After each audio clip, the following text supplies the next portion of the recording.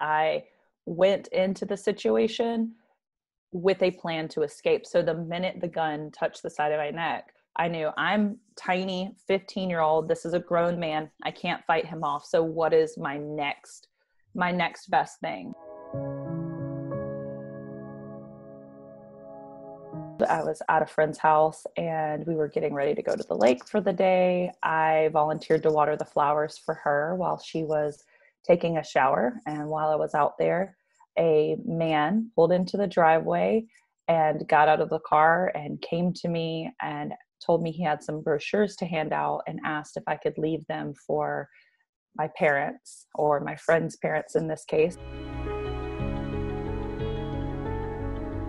He led me to the driver's side of his car and put the seat forward. There was a plastic container in the back, which he got me to get into, and he drove away. He took me to his apartment where he held me for 18 hours. During that time, I was sexually assaulted and I was given drugs.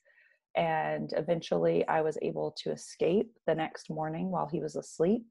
I undid my restraints on my wrists and was able to slide out of the bed where he was asleep next to me and get out of the door, where I ran for a car that was driving across the parking lot of the apartment complex and ran out in front of it with handcuffs dangling off of my wrist. I told the men in the car that I had been kidnapped and asked them to take me to law enforcement, which they did. When police went into his apartment, they actually discovered some things that made them believe that there may be something more to the case.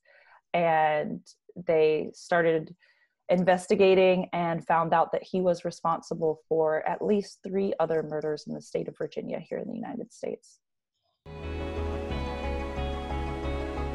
I personally was in handcuffs, but they had a fuzzy ring around them, so that provided enough slack that one of them was not that tight, and so I could kind of manipulate my hand and slide it out. The statistics say that a stranger abduction or kidnapping or assault, it's actually pretty rare. It's usually more of someone that you know. And so I think that that's where, your situational awareness and your boundary settings, things like that can really be very helpful for protecting yourself. And I hate that we have to put the onus on ourselves for protecting ourselves, but until society changes some, that's the way it is.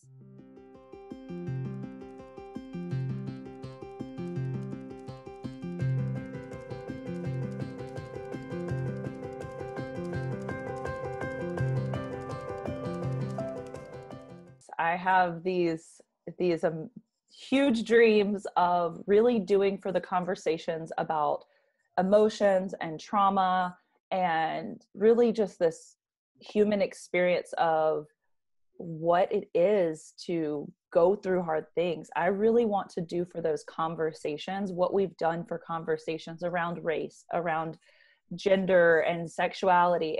I want to change the way we talk about it, because we live in this toxic positivity culture where it's good vibes only, or it doesn't matter, just you should be happy that your baby's healthy, or that you're healthy, or that you escaped, or whatever.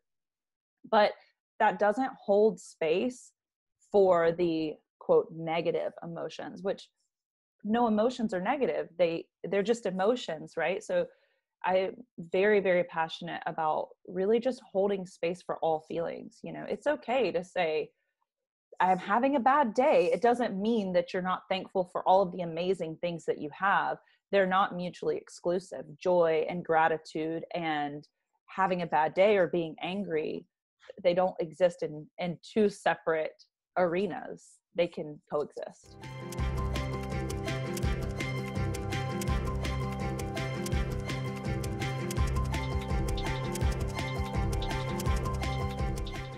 Hard stuff's going to happen to you in your life. We all have hard things that happen. And when you're in them, sometimes it can feel like you're in the bottom of a canyon and there's no way you can get out. But sometimes you just need to see the person at the top to be like, okay, well, she got through it, so I can too. And really to know that just because something bad happens, it does not have to define your life. It can very much define where you go with your life, but it doesn't have to define who you are.